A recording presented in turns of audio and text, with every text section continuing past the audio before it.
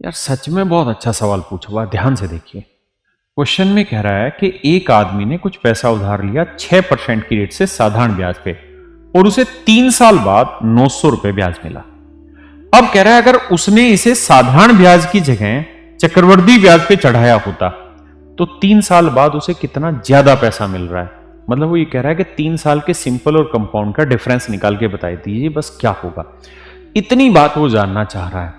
अब मेरे दोस्तों ये तो तय है कि भाई 3 साल में सिंपल इंटरेस्ट जो बनेगा आपका वो बन जाएगा कितना, 3×18%, यानी सिंपल इंटरेस्ट तो 18% होगा और 18% की ही वैल्यू दे रखी उसने 900।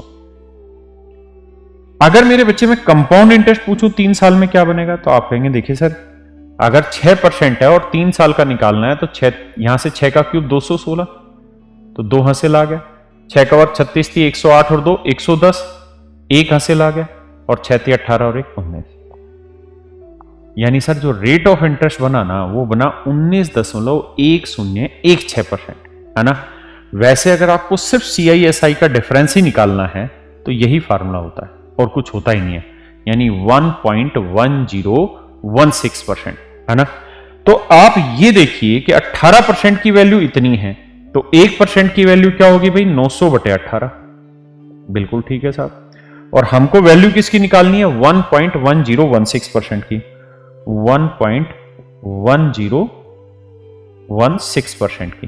तो देखो यार वैल्यू निकालना बड़ा आसान है। 18% की इतनी तो इसकी कितनी, तो 18 से काटेंगे ये आएगा 50।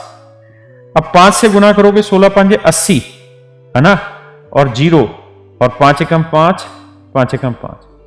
अब आप ये देखिए कि एक 0 पहले से है तो यानी 55.08 के आसपास आंसर होगा और वो है आपका ऑप्शन सी।